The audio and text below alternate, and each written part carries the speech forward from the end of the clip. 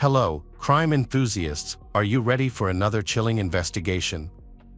The case of Jodi Jones. Luke Mitchell, born in 1988, was the younger of two children. When he was 11, his parents separated, and he stayed with his mother without moving away. The family lived in the small, middle-class town of Eat Houses, Scotland. From a young age, Luke was well-behaved. He enjoyed horseback riding, excelled in school, and had a passion for music. He entered secondary school at St. David. However, during his teenage years, particularly in high school, he began to exhibit unusual behavior. At that time, he met a girl named Jodi Jones, who was almost 2 years younger than him. Jodi was born in 1989 in another small town in eastern Scotland. The country is generally known for having many small towns located close to one another. Jodi was the youngest of 3 children in a middle-class family. Both of her parents worked for the Royal Mail. She was calm, well-mannered, and did well in school. The school director even commented that she had a bright future due to her achievements in class and extracurricular activities. Family was very important to her, and she was a creative person who enjoyed poetry and painting. Jodi was close to her eldest sister, Janine. Interestingly, all members of the Jones family had names starting with the letter J, including their parents, James and Judy. The family was decent and appeared genuinely happy until 1998, when the father began experiencing mental health issues and ended his life tragically. This was a devastating blow to the family, and the mother, Judy, had to leave her job to take care of the 3 children. The tragedy affected not only Judy but also the children, who were very worried. Eventually, Janine moved to Mayfield briefly to live with her grandmother, because everything in the house reminded her of the incident. However, after some time, she managed to cope with her problems and returned to her family. Gradually, life returned to normal. Everyone adapted to living without a father, the mother went back to work, and the community supported the family. As a teenager, Jones showed a rebellious streak. She wanted independence and began to experiment with clothes and appearance, listened to heavy rock bands popular at that time, and got herself a piercing. Her mother resisted these changes, particularly when Jodi showed interest in alcohol and prohibited substances. She began experimenting with these substances at an early age. Around the time Jodi met Luke, they were both 14 years old. The two met at school, became friends, started skipping classes together, and began dating in February 2003. They were deeply in love, and even planned to marry. Jodi wrote in her diary that her feelings for Luke were serious and profound, not just a superficial crush. At the start of her relationship, Jodi didn't tell her friends or family about her boyfriend, Luke. For some reason, she kept him a secret.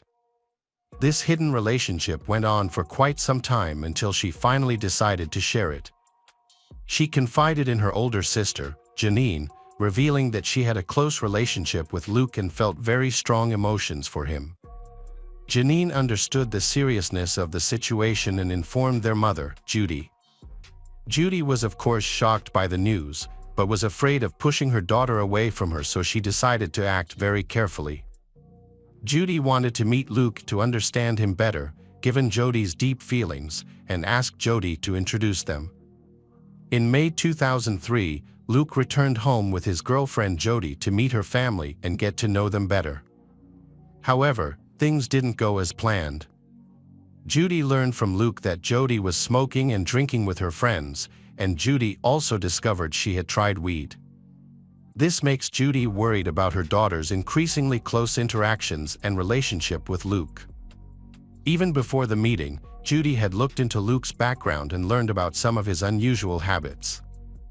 Many local people had unfavorable words about him, seeing him as independent and daring, and occasionally rude, though he wasn't involved in any criminal activities. After a brief discussion, Judy was convinced that Luke was a bad influence on her daughter and that their relationship was risky. She forbade them from seeing each other and put her daughter under house arrest until June 30th, hoping this would help her focus on finishing the school year without distractions. However, Jodi's plan failed. Luke and Jodi continued to meet in secret. Jodi found a path Jodi used almost daily to sneak out and spend time with Luke. They would kiss near her home and share their frustrations about Jodi's strictness. Luke and Jodi was eagerly waiting for the end of house arrest to spend their summer vacation together. June 30th finally arrived, and Jodi, very much looking forward to it, was thrilled that house arrest would end. She looked forward to seeing Luke and spending time with him freely. As soon as it was 5 p.m., Jodi left home. She planned to meet Luke for an evening together. Jodi allowed her to go but set a curfew of 8 p.m. However, she did not return home at the appointed time, and Jodi couldn't reach her by phone. Worried that something was wrong, Jodi began searching for her daughter. When Jodi went to Luke's house, Jodi was not there. Concerned, she asked Luke about her whereabouts, but he said he hadn't seen her that day. She had not shown up for their meet. This seemed unbelievable, as Jodi had eagerly awaited this moment and had hurried to meet him. Jodi became angry, suspecting that he was lying. Jodi, distraught, did not believe him and demanded he answers, but he insisted he knew nothing. He agreed to accompany Jodi to search for she. Luke's parents owned a specially trained dog, so they decided to follow the route she was supposed to have taken. Since there was only one road linking the neighboring towns where they lived, so they searched this route, but did not find she, which was strange. She continued to ignore their calls and messages. Despite this, Jodi, Luke, and the dog persisted, keep searching over and over again, but still in vain. Finally, while walking the route again in the dark around 10:30 p.m., the dog picked up a scent in a wooded area and led them there. Luke followed the dog into the forest, using a flashlight. In the distance, he noticed something white on the ground near some walls. As he approached, he made a horrifying discovery. It was Jodi's half-naked, disfigured body, tied up. She had been killed in a particularly brutal manner, which deeply shocked both Jodi and Luke.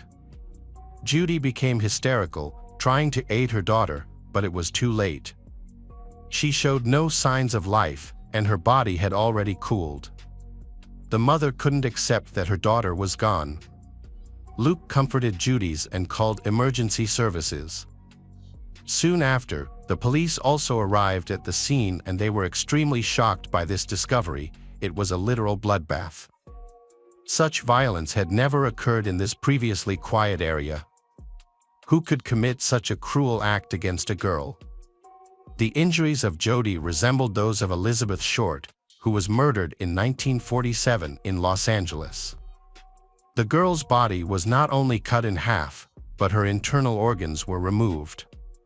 Additionally, on her face was a Glasgow smile, which is a knife cup that extends from one ear to the other. This case is one of the most famous yet to be solved. Due to the similarity of injuries, so the case of the murdered Jodi Jones was dubbed Black Scotland by some media outlets. This gruesome incident caused widespread panic among residents of both communities. Locals fear that a vicious maniac has appeared in the area and expect new attacks. To calm the public, police needed to urgently solve the case and incarcerate the dangerous criminal before he struck again.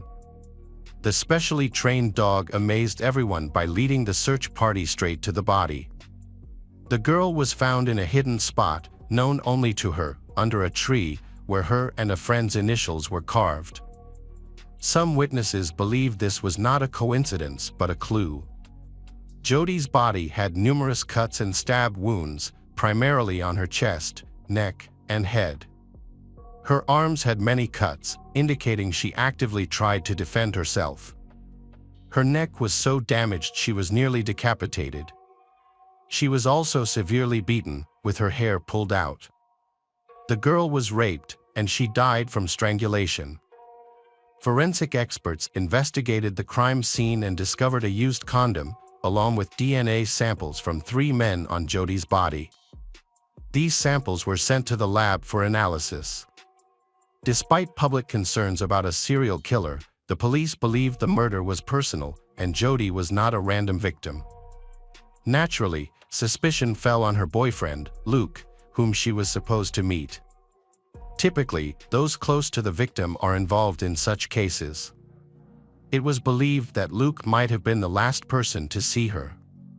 His calm demeanor and indifference to Jodi not meeting him as planned raised eyebrows. Why didn't he call or look for her?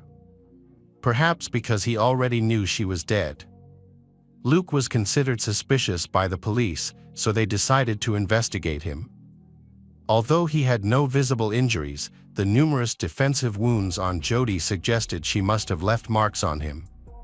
His face and body would likely have been scratched. Jodi's mother, Judy, noted that her daughter's rebellious behavior began after meeting Luke, and she blamed him for everything, from her daughter's change in style to her daughter's murder. She claimed that Luke's negative influence had drastically changed her daughter.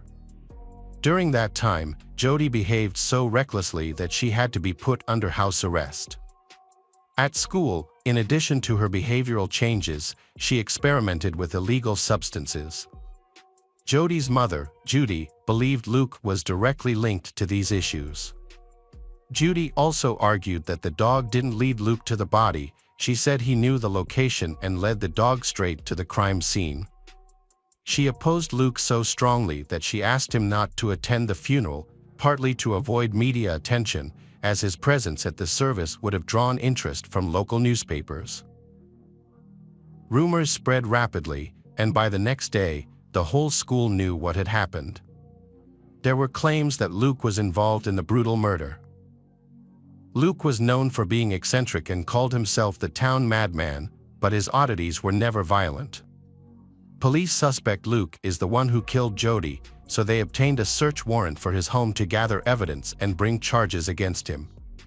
While searching his room, detectives came across a peculiar picture in numerous bottles filled with urine. They didn't understand why he filled them and kept them at home. He did not provide any explanation for this. And this is just one of many strange things police discovered in his home during their investigation. His home was filled with satanic symbols, and he was notably obsessed with the singer Marilyn Manson. From the point of view of the investigation, all of this is not in the suspect's favor. However, could such eccentricities really indicate he was capable of a violent crime? In spite of his peculiar behavior, Luke denied any involvement in the crime. From the moment the police expressed their suspicions, he insisted that he loved Jodi and could never harm her. During his discussion with investigators, he mentioned a hair clip, and this raised suspicion as the hairpin was not seen when her body was discovered. Furthermore, his description of her clothing suggested he saw her later in the day, contradicting his claim that he hadn't seen her after school. According to him, she had different clothes and a hair clip at school, which didn't align with his story. The DNA on the used condom did not match Luke's. However, Luke's DNA was found on Jodi's bra among other unidentified samples. The police did not have enough evidence to charge him, but he was still the main suspect in the murder investigation and was called in for questioning. Investigators also spoke with his parents. Local residents' opinion of him turned very negative, and teachers at the school tried to isolate him from other students out of safety concerns but were unsuccessful. After 2 months, Luke returned to his class, not wanting to study separately. Consequently, the school administration had to suspend Luke from classes for the duration of the investigation. For the next 10 months, Luke remained the sole suspect. The police focused exclusively on him and did not consider other potential suspects. Ultimately, based on circumstantial evidence, Luke, 15 years old, was arrested for the murder of 14-year-old Jodi Jones. He also faced charges for possessing and carrying a knife in a school setting. One of the challenges in the investigation, besides the lack of evidence, was determining the motive for the murder. The police faced an issue because Luke was below the age of criminal responsibility. Later, it was revealed that the police committed several violations. Specifically, they were criticized for interrogating the 15-year-old without any adults present, such as his legal guardians or parents, and without a lawyer. The boy was pressured and forced to confess. During this time, law enforcement was more focused on building the case and finding evidence of Luke's guilt. They visited his home again and conducted another search of his room. His house was searched 3 times in total. Surprisingly, no blood was found in the house. However, many suspicious items were discovered and later used to accuse him of a brutal crime. Among these items, investigators confiscated a large number of Marilyn Manson CDs and copies of Manson's film Doppelhörs. A particular 10-minute scene in the film, where the main character committed a brutal crime against a black dahlia, was of great interest. Many drew parallels between the film and the real tragedy, leading to the belief that Luke was simply imitating his idols. Investigators suspected that Luke might have timed the massacre to coincide with a cult or ritual inspired by his favorite rock bands. He was eventually arrested, bringing relief to the city's residents, who viewed him as a murderer, Satanist, and psychopath, posing a danger to society. His eccentricities were publicly scrutinized, although they had not harmed anyone, until Jodi's murder. Rumors and sensational stories quickly spread. The case was heard in the Supreme Court of Edinburgh. However, Luke denied any involvement in Jodi's death. The prosecution argued that he was guilty of killing his girlfriend Jodi, pointing out that he discovered her body, even though he used a specially trained dog. Jodi's mother claimed that he brought the dog himself. Additionally, a witness reported seeing a man resembling Luke in a khaki jacket with Jodi near the crime scene, hugging, around the time before she passed away. However, this testimony has caused much controversy, as other witnesses reported seeing 2 men, and the witness ultimately could not positively identify Luke. At the trial, Luke's ex-girlfriend testified that he once threatened her with a knife, which frightened her greatly. However, he claimed he had an alibi, but it was unreliable. Luke's brother stated that on the day of the incident, he was alone in the house watching TV. However, their mother, Corinne, said she was at home with Luke at that time, and the brother was just in his room and mistaken. Despite this, the brother insisted he was alone, watching adult films, which he only did when no one else was home. Eventually, Corinne admitted she had lied, and Luke was indeed not at home. They faced consequences for this, and she was even held accountable. So, where was Luke? He never revealed his whereabouts, and it was impossible to track his phone. The prosecution presented a reconstruction of the events. According to the prosecutor, Luke and Jodi met near a tree with their initials a little after 5 p.m. About 50 minutes later, he was seen alone. The prosecution claimed that he was fascinated by the story of the Black Dahlia and had watched a film of the same name, which included a disturbing scene of a massacre. Witnesses mentioned that he occasionally smoked a pipe. Then, he allegedly contemplated acting out something he saw in the film and harmed Jodi.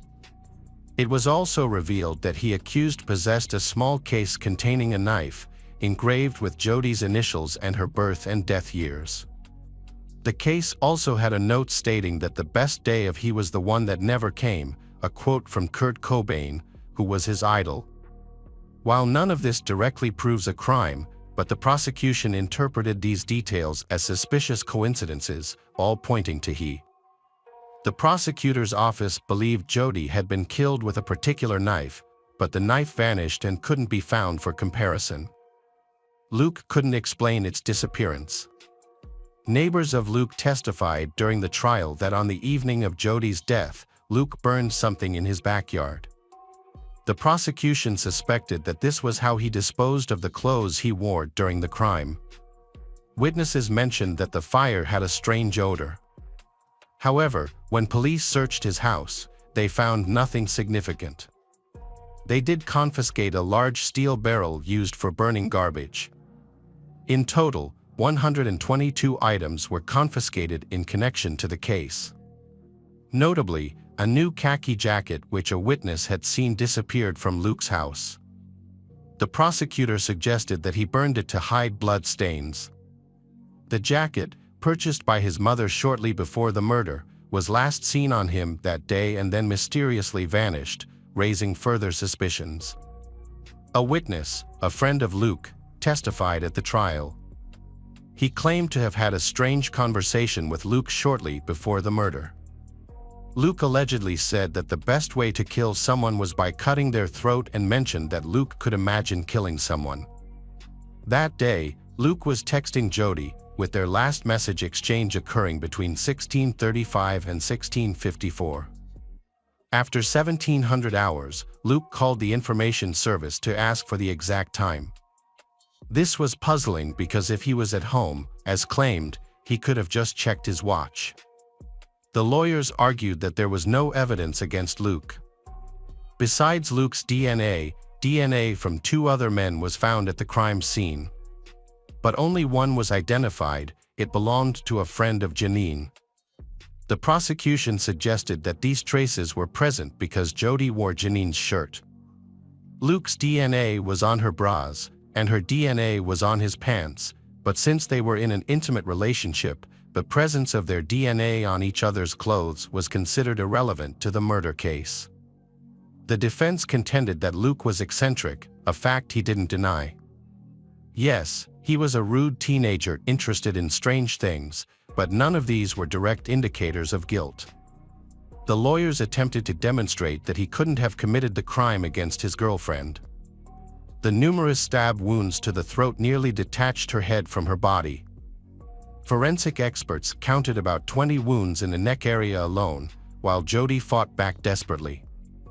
Luke would have certainly sustained defensive marks, yet no witnesses or police officers noticed any on him during the search. There were no scratches on his face or body. The lawyers argued that he didn't have a motive for murder. He loved his girlfriend and valued their relationship. Why would he murder her, especially on a day when all restrictions imposed by her mother were lifted? They shared a serious romantic relationship filled with tender feelings and rarely argued. It just didn't make sense. The case was highly controversial, ultimately left for the jury to decide. On January 20, 2005, the jury began their deliberation.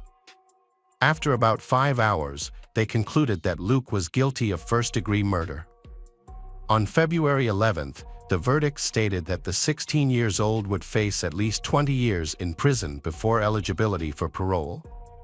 However, many still doubted his involvement, believing that 2 people were involved in the murder. This thing allowed he to file several appeals, which were denied. Luke's mother had to sell their house and buy a smaller one to afford the legal fees. She fully supports her son and believes in his innocence. In 2019, a fund was established to raise money to support a man named Luke and to file new appeals on his behalf. However, the site hosting the fund eventually blocked it because it violated the site's terms. Despite these setbacks, Luke remained determined. Since 2003, when he was first accused of killing his girlfriend, he has consistently denied involvement. He made it clear that even if he were offered release in exchange for a confession, he would not accept it because he would never harm Jodi, his girlfriend. Luke had numerous supporters who, after hearing the guilty verdict in court, distributed flyers throughout the city proclaiming his innocence. So strong was their support that they even considered storming the prison. Their aim was to highlight what they believed to be Luke's wrongful conviction. However, their approach was questionable. Such actions could potentially harm Luke's case, and they also negatively impacted the Jones family, who were unjustly blamed for the situation and even received threats. In May 2007, the controversial trial resulted in the creation of a documentary about the case, which renewed interest in Luke's case. Moreover, this film revealed numerous irregularities committed by the police in charge of the investigation. Initially, the police considered Luke innocent, although they investigated him as a suspect. However, as more was learned about him, they found unconventional and unknown aspects. Most of the townspeople had a clearly negative opinion. Amid rumors and the extraordinary behavior of the town's eccentric, the investigation ceased to consider other people as suspects. All the evidence was circumstantial. Even Jodi's wounds, initially believed to resemble movie cuts, did not match so much. In fact, it was even questioned whether Luke was really a fan of Satanism and Marilyn Manson. He just followed some unpopular trends of his teenage years. To prove his innocence, Luke agreed to take a polygraph test on April 25, 2012. He passed the test successfully. 2 months later, the mother of he also underwent the polygraph test, and experts confirmed that both passed flawlessly.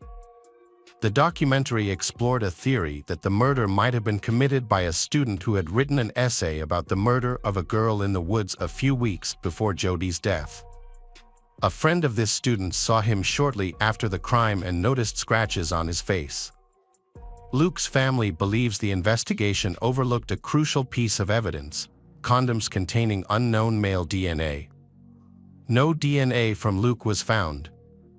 They argue that the motive for the murder was rape, with the rapist attacking she and dragging her into the woods.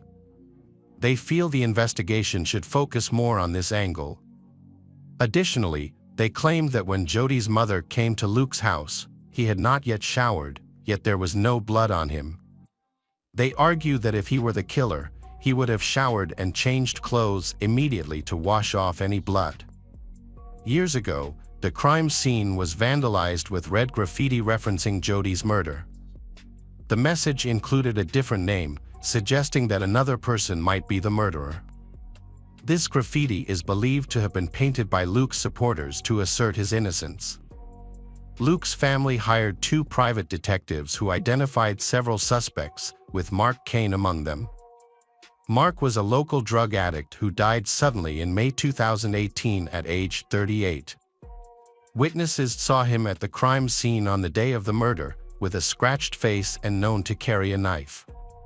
He claimed the scratches were from falling into bushes, but no one believed him given the context of Jodi's murder. However, despite his suspicious background, all suspects, including Mark, were eventually interrogated and cleared from the list.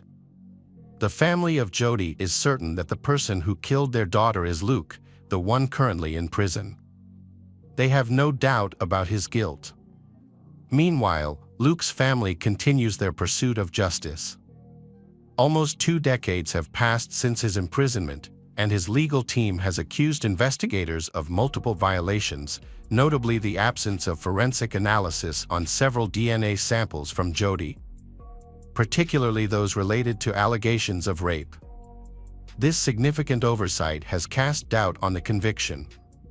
Luke's lawyers are determined to overturn the sentence. Now 35 years old, Luke might be eligible for parole in 2025. However, he reportedly failed a random test this year. By regulation, after this point, the opportunity for parole will be postponed for another 3 years. Welcome back, mystery lovers. Today's case is going to keep you on the edge of your seat. The case of Leslie Palacio. On the morning of the 29th, the family of Rosalia Palacio, a mother of 5 daughters, became concerned. Her eldest daughter, Kayla, noticed that Leslie's bed had been made, her belongings were missing, and it was clear that she had not spent the night at home. At first, one of the sisters joked that Leslie must have had a great time at the club and had probably slept over at Eric's house. However, everyone quickly became worried because Leslie had never done anything like this before. As they ate breakfast, Kayla kept checking her phone, expecting Leslie to text at any moment. But as time passed, there was still no news from Leslie. By noon, her mother Rosalia's anxiety grew. She decided to go to Eric's house to find out where her daughter Leslie was. When she arrived, she saw Eric's mother and sister moving furniture and other items out of the house. While this may have been a normal activity, the situation and Mrs. Ibra's tears made Rosalia feel uneasy. Something was wrong. When Rosalia asked about Leslie's whereabouts and why Eric's phone was not working, Eric's mother and sister insisted that they did not know Leslie had stayed with Eric the night before.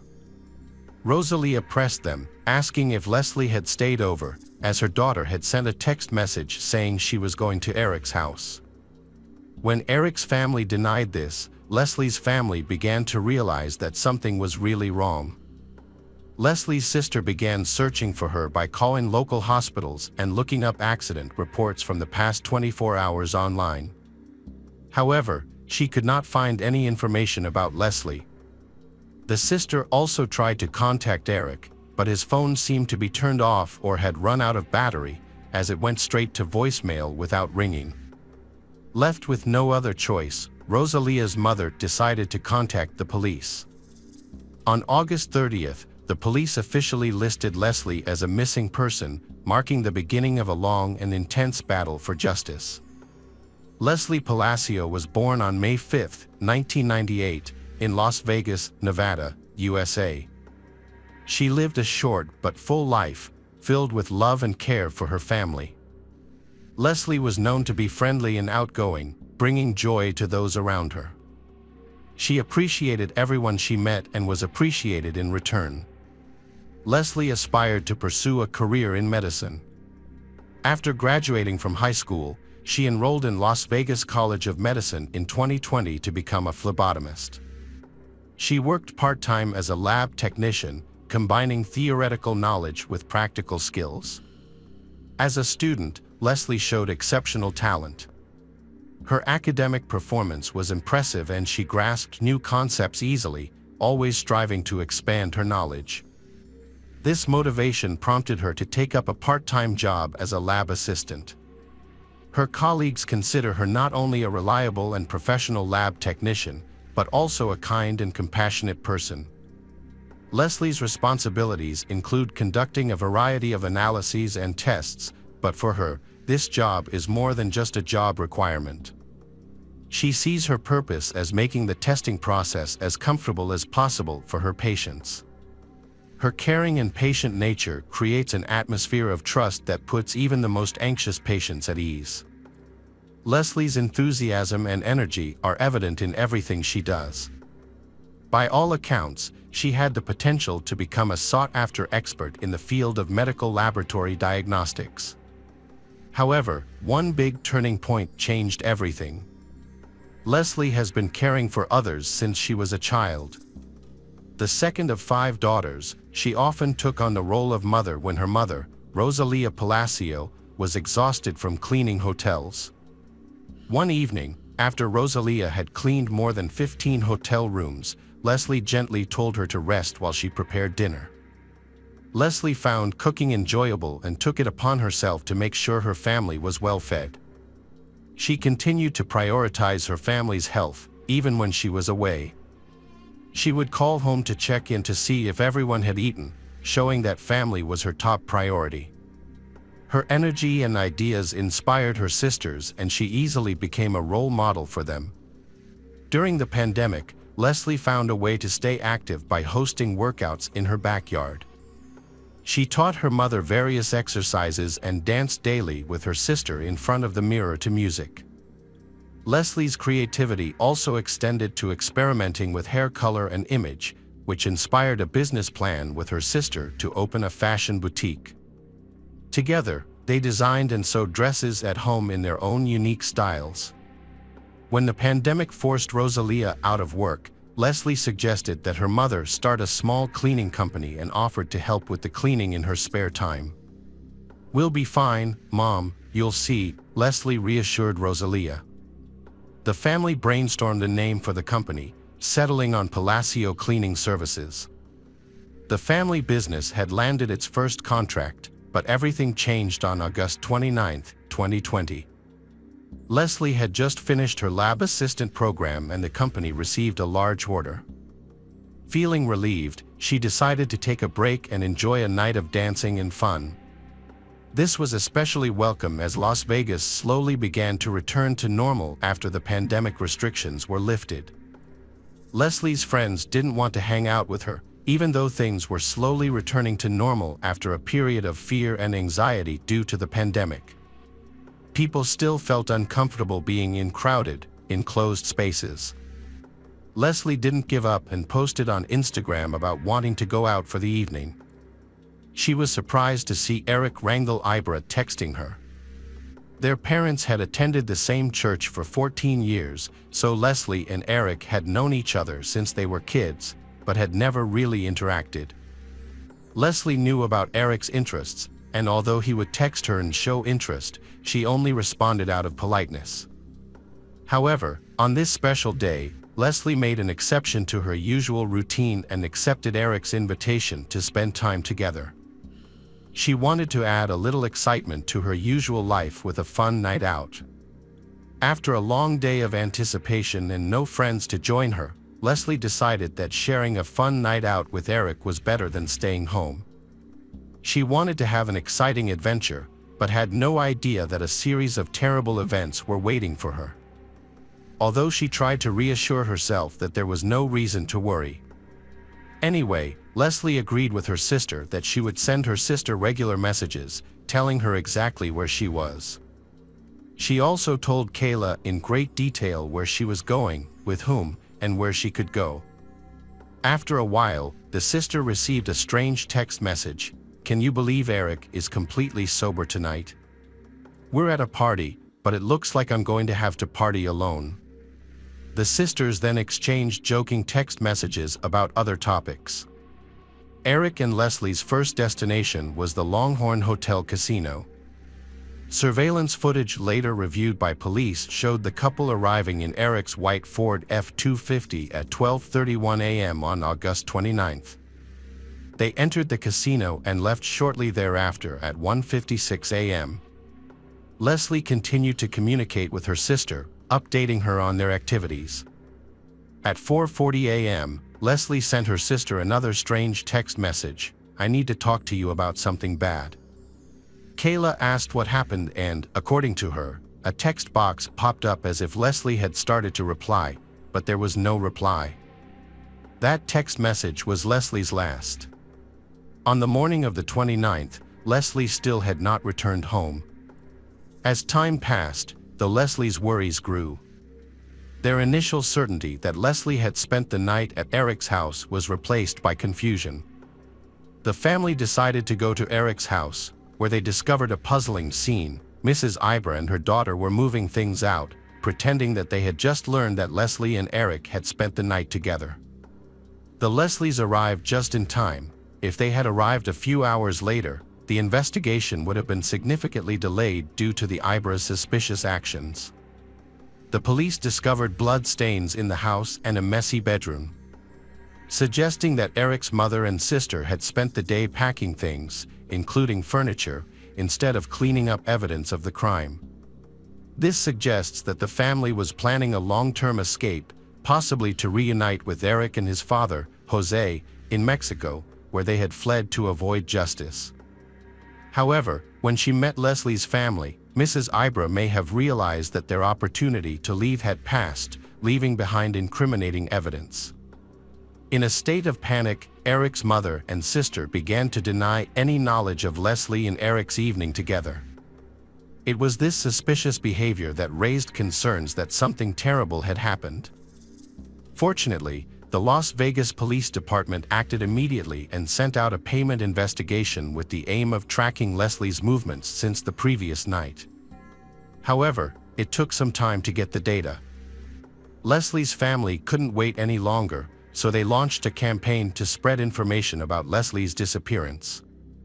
People responded and started actively sharing information on social media. No one expected so many people to be interested. Eric's mother was especially surprised. On August 31st, Ms. Ibra went to the police station to file a missing person report for her husband and son. She informed the police that her son Eric had left home late on the evening of August 28th and returned the next morning, behaving strangely. She later saw him leave the house again, but he never returned. Police observed a strange situation when not only Leslie, but also Eric and his father were missing. This discovery prompted an investigation into the disappearance of all three. With the involvement of Las Vegas police, police began combing the neighborhood, looking for surveillance footage that might have captured important information. Fortunately, a breakthrough was made when surveillance cameras were discovered right across the street from Eric's house. Furthermore, police obtained payment data, which helped them piece together Leslie's movements in the early morning hours of the 29th. After reviewing this data, police learned that the couple had gone to the casino and then to a bar. Arriving around 2:15 a.m., Leslie's cell phone was left at the bar, and records showed that she left around 5:50 a.m. Shortly thereafter, at 6:05 a.m., Eric's car was seen pulling up in front of their house on neighborhood cameras. Eric helped Leslie out of the car and into the house, and it was clear that she was intoxicated. Then, at 7:25 a.m., Eric and his father Jose were seen carrying Leslie's body, wrapped in a sheet, out of the house and placing it in the trunk of their car. Eric then drove away, while Jose used a hose to clean the driveway. These actions suggested that Eric and Jose were not missing, but rather were trying to escape justice. After reviewing the footage, police obtained a search warrant for Eric's home. During the search, police found significant additional evidence that Leslie had not left the house voluntarily. Despite efforts to clean the house with cleaning products, the evidence remained. Rubber gloves and trash bags were discovered, and a key piece of evidence was found in Eric's room. Blood was found on the floor and on Eric's bed, indicating that an assault had clearly taken place. Even without DNA testing, police were certain that the blood belonged to Leslie. Leslie Palacio was no longer missing, and police focused their efforts on finding her body. Police are actively searching for suspects Eric and Jose. Leslie's family, despite their grief, is still trying to enlist members of the church community to help find their daughter's body. As volunteers search, flyers and posters with Leslie's photo and images of Eric and Jose appear on social media and in newspapers. Leslie's family asked for the public's help in locating the two men involved in Leslie's death, as stated in the flyer. The first major break in the investigation came when a license plate reader detected Eric's car just 6 miles from his home around 10 a.m. on August 29th. He was on his way home just 4 hours after Leslie's murder. This new information led police to conclude that Eric's potential hiding spot was within a 4-hour drive of his home, possibly near the Nevada-Arizona border or the Charleston Peak area, a vast area of land. Police desperately needed more information to pinpoint a specific location. Fortunately, a gas station 40 miles north of Las Vegas captured footage of Eric's car leaving the freeway heading toward Valley of Fire National Park. The car returned 20 minutes later with mud on its tires. The discovery focused the search within a 20-mile radius of the gas station. Mud on the tires indicated that Eric had driven off the road at some point. Police searched the area, with volunteers combing hundreds of acres. On September 9th, during a second search effort, Leslie Palacio's body was discovered hidden near a bush. News of the 22-year-old's body being found near the Valley of Fire, 11 days after she went missing, quickly spread to news outlets. A reporter provided additional details about the prime suspect, 25-year-old Eric Ranglibarra. The extreme temperatures of the Valley of Fire, where Leslie's body was found, caused the body to decompose quickly, and forensic experts were unable to determine an exact cause of death. Locals were horrified and scared by Leslie's death. Some were afraid to go out because they constantly thought of the criminals involved in the murder. The day after Leslie's body was discovered, on September 10th, a large group of friends, relatives, neighbors, and people in the area gathered to remember Leslie. They placed candles from the night vigil outside Leslie's home and expressed their desire for the person responsible for her death to be held accountable. However, the pursuit of justice was not over. A significant breakthrough occurred when Eric's car was discovered in Moreno Valley, California. Police then contacted Eric's cousin, who revealed that he had driven Jose and Eric to San Pedro, where they were believed to have planned to cross the border into Mexico. Due to jurisdictional issues, the Las Vegas Police Department sought assistance from the FBI to further investigate the case. The investigation stalled until January 19, 2021, when Eric's father, Jose, turned himself in at the border. This development brought significant relief, as one of the fugitives was finally apprehended. Jose was quickly extradited to Clark County, where he faced charges of destroying evidence and being an accessory to murder. During questioning, Jose attempted to minimize his involvement in the crime, telling a story about his son's trip to Mexico on the morning of August 29. However, police, shown surveillance video footage, dismissed his false claims. Footage clearly showed him helping carry Leslie's body out of the house and washing the driveway. Confronted with the evidence, Jose changed his story. He said he was working in the garage when Eric carried Leslie's body, wrapped in a sheet, into the garage. According to Jose, he panicked and helped his son put the body in the truck, assuming that Leslie had died of an illegal drug overdose. Court records show that Jose initially told police that Eric claimed Leslie died of an illegal drug overdose. Jose also said that Eric expressed a desire to end his life, blaming himself for Leslie's death, and that Jose's father thought it best to take his son to Mexico. When asked about Eric's current location, Jose explained that they had entered Mexico and boarded a bus, but the bus was stopped and searched by Mexican police. This caused them to become frightened and separate. As a result, Jose claimed that he wanted to help with the investigation but did not know where his son was. On June 18, 2021, Jose Ibarra pleaded guilty to tampering with evidence and being an accessory to murder. Despite the seriousness of his crimes, he was sentenced to only 2 years in the Clark County Detention Center. This lenient sentence shocked and outraged Leslie's family and the community. Jose Ibarra attended the trial online, while Leslie's family and friends attended in person. They asked the judge to impose a harsher sentence, arguing that 2 years was not enough for someone who helped dispose of the body and hide the perpetrator. Jose Ibarra apologized to Leslie's family, saying that his love for his son had clouded his judgment. He expressed remorse for his actions, but Leslie's family did not accept his apology. They were still not satisfied, as Eric's whereabouts were still unknown and he continued to live freely in Mexico. Jose was released from prison on April 28, 2022, after serving 8 months and 15 days. This development outraged Leslie's family, who felt that justice had not been served. Their lawyer, Ophelia Markarian, expressed her frustration, saying it was unfair that the prime suspect was still at large while a person involved in the cover-up of the murder was freed after a short sentence. Leslie's case highlights significant flaws in the justice system, raising concerns about the fairness of how serious crimes are handled.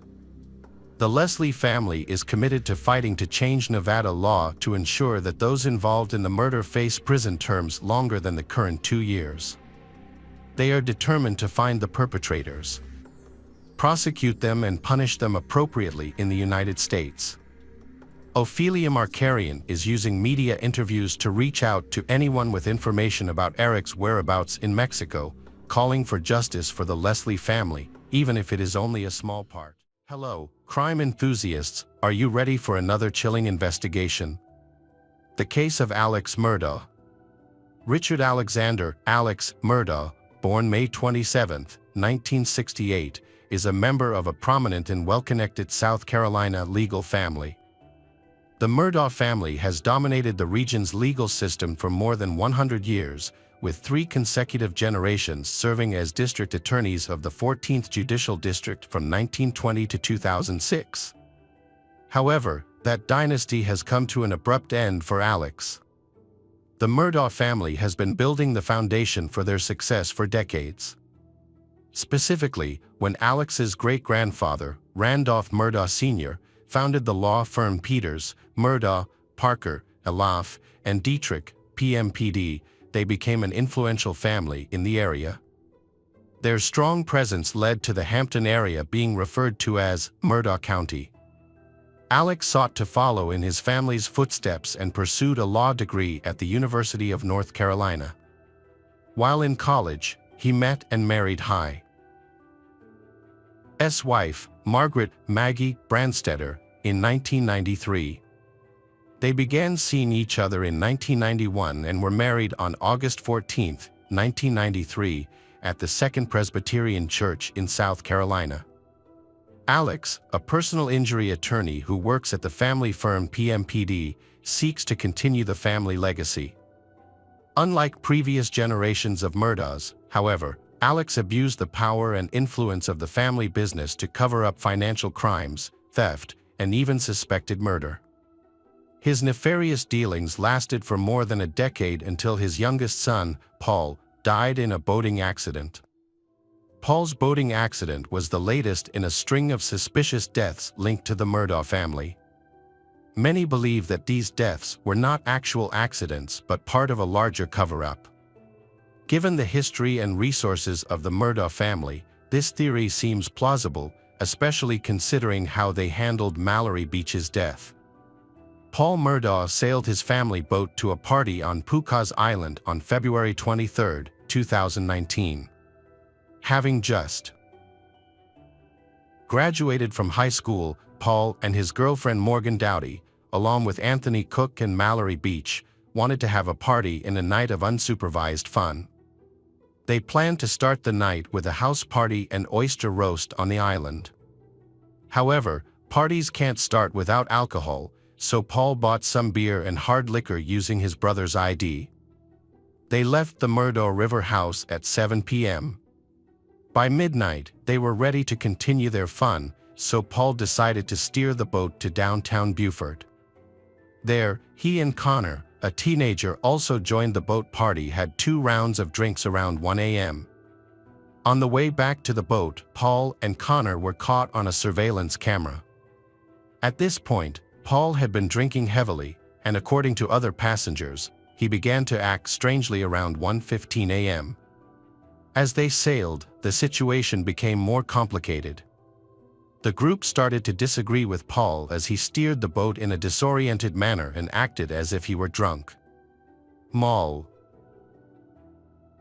recalled that Anthony asked Paul to take him to a nearby rock to get off, but Paul refused. Morgan later commented that Paul took his hands off the wheel several times to argue with her, which made Mallory very nervous. GPS data from the boat's Garmin device indicated a period of acceleration. Paul, however, denied pushing the boat forward, but he was at the wheel at 2:20 a.m. when the boat hit the bridge, throwing Mallory into the water. The other teens were also in danger. Connor suffered a broken jaw and Morgan sustained a serious hand injury. Connor called 911 and help arrived immediately. When Deputy Beaufort arrived, the teens were in a state of chaos. The first thing he noticed was that Anthony was in distress. He reported that when he saw Paul smiling, Anthony actually tried to run past him to get to Paul. Police reported finding blood in the main cabin of the boat and a large crack in the hull from the collision. All of the teens were intoxicated and were taken to the hospital for treatment, except for Anthony. Everyone agreed to treatment except Paul, who was highly agitated and had a blood alcohol level of 0.243, while above the legal limit. Paul's father, Alex, was present that night, going from room to room trying to calm everyone down and control the situation. After 8 days of searching, Mallory's body was finally found. The autopsy revealed that she died from blunt force trauma to the head and subsequent drowning. Several witnesses, including Paul's girlfriend Morgan, testified that Paul was speeding in the boat that night. However, Paul was neither arrested nor charged. This led to speculation that Alex may have intervened in the legal process to help his son escape punishment. In March 2019, the Murdaugh family was sued for wrongful death. Mallory's family alleged that Paul's mother, Maggie, knew her son was intoxicated while the group was boating. Additionally, they claimed that his brother Buster provided the paperwork necessary for the group to purchase alcohol. It was not until April 18, 2019, on Mallory's 20th birthday, that Paul was charged with 3 felony counts of operating a boat while intoxicated, resulting in her death and the serious injury of 2 other passengers. Paul pleaded not guilty and was released on $50,000 bail. Unfortunately, Paul's trial date never arrived. He died before the case could proceed. Another death that appears to be linked to the Murdaugh family is that of Stephen Smith, an openly gay teenager whose body was found on July 8, 2015, lying in the middle of a road in Hampton County, South Carolina. The cause of death for the victim was severe head trauma. The incident was initially ruled a hit-and-run accident, and no suspects were arrested. However, the victim's mother believes her son was murdered in a hate crime. Stephen had been classmates with Buster Murdaugh in high school. In addition to their friendship, there were rumors that the two had been romantically involved. Some have suggested Buster was involved in Stephen's death and that the story of him running away after the accident was a lie. On March 22, 2023, the South Carolina Department of Law Enforcement reopened the case, confirming that his death was indeed a homicide, although no suspects have been named. Another case involves the Murdaugh family. Gloria was the longtime housekeeper for Alex's family. On February 2, 2018, she suffered a serious head injury after falling down the stairs at the Moselle mansion. She later died on February 26, 2018, from complications related to the accident. Alex claimed that his dogs greeted Gloria at the top of the stairs, causing her to trip and fall backward, leading to the accident. It is unclear why no autopsy was performed to confirm Alex's version of events. Gloria's death certificate listed the cause of death as natural causes. Gloria's sons sued for their mother's untimely death in 2018 and were awarded a $1.4 million insurance settlement in 2020.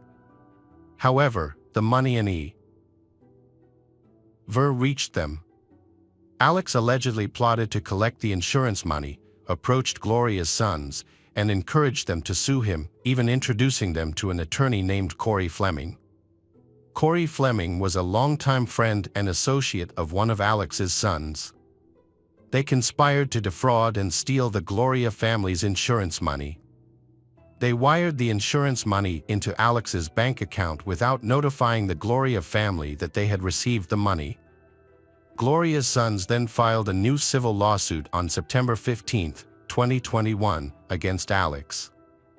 On the same day, state investigators opened a criminal investigation into Gloria's death. Investigators are trying to determine whether there is any criminal liability in her death. Based on a request from the Hampton County coroner, they found that Gloria's cause of death was not due to natural causes. After Gloria's family gave permission, authorities conducted an autopsy to investigate further. In late September 2021, Alex faced multiple charges related to financial misconduct and embezzlement. Before the Gloria family sued, Alex had been involved in fraud and embezzlement for nearly a decade. Alex was accused of participating in a money laundering and painkiller abuse scheme that lasted from October 2013 to September 2021, along with his distant cousin and co-defendant, Curtis Smith. On September 4, 2021, Alex and Curtis conspired to commit murder. Alex provided Curtis with a gun and instructed him to shoot Alex himself, intending for Buster, Alex's only surviving son, to collect Alex's life insurance policy after his death.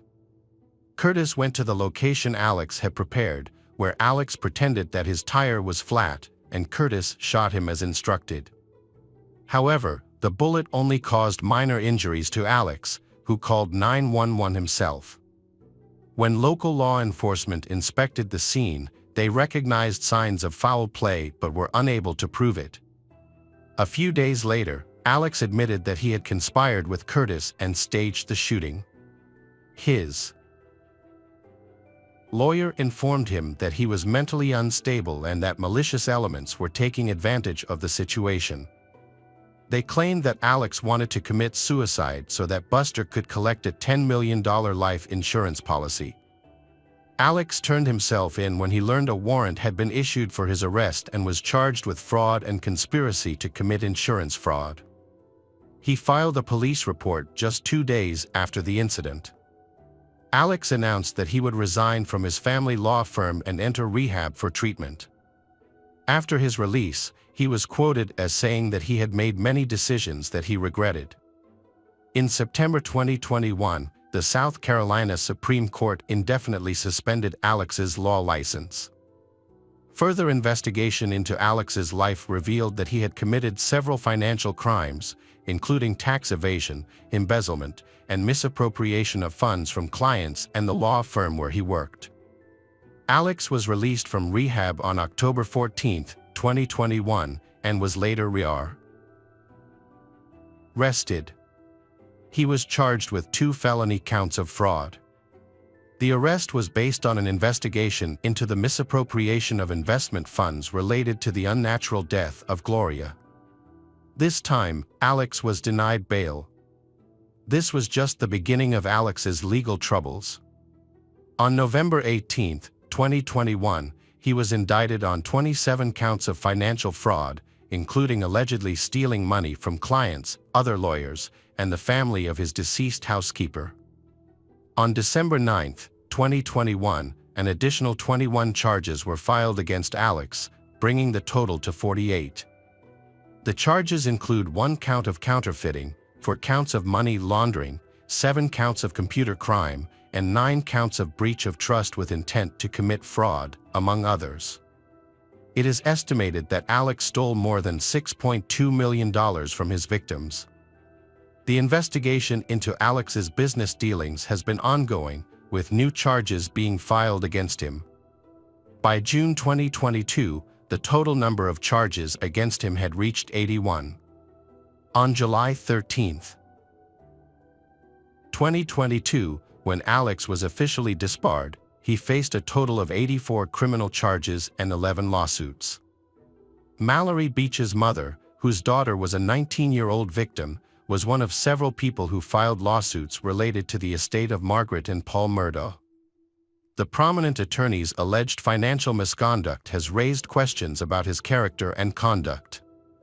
The South Carolina Law Enforcement Division, SLED, has decided to review what they know and have accepted as the truth about the double murder and further investigate the financial crimes against Alex. Investigators realized that this was a troubled marriage. Alex and Maggie were experiencing marital difficulties. Maggie was living separately at the family home on Edisto Island, which is a little over an hour's drive from the Moselle estate. Maggie's sister, Marion Branstetter, told police that Maggie had no plans to see her husband on the night of the murder. Alex contacted Maggie on that fateful day, asking her to come to the family hunting lodge. He wanted her to accompany him to visit his father, who was dying and could pass away at any moment. Initially, she did not want to go but texted a friend, saying that her husband's behavior was suspicious and that he might be planning something. She suggested they meet at the hospital instead of following her husband. Eventually, she agreed to drive to the Moselle estate before going to the hospital to visit her ailing father-in-law. However, she was murdered before she had a chance to see him. Maggie and her youngest son were murdered at the Murdaugh family's 1,700-acre farm in Moselle, which included a house, a doghouse, a cabin, and wetlands. Maggie and Paul were shot multiple times near the doghouse. Paul was shot twice with a shotgun, while Maggie was shot 5 times with a different weapon, which ballistics analysis showed was a .300 caliber round from an AR-style rifle. Alex stated that he had taken a long nap that day before visiting his dad, who suffered from dementia. He claimed he was gone for about 45 minutes to an hour and a half, and when he returned, he found his wife and youngest son dead on the floor near the doghouse. Law enforcement reviewed Alex's schedule that night, and he admitted that he had taken a nap on the couch before leaving for his dad.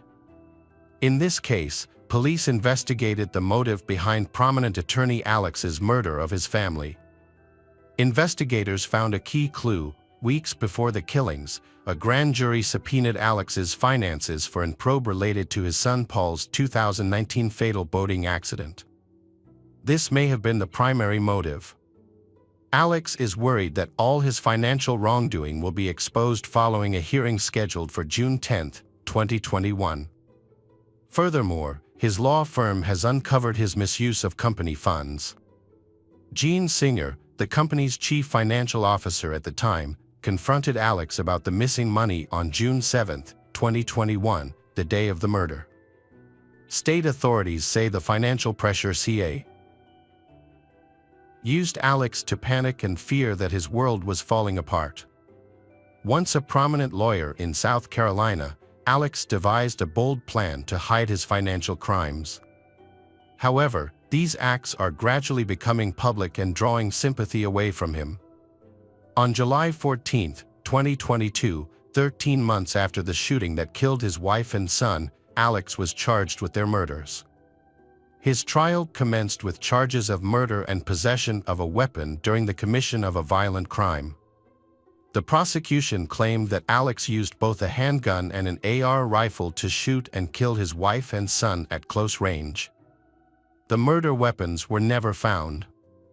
Alex's defense team argued that the shootings were carried out by two different shooters based on the weapons used.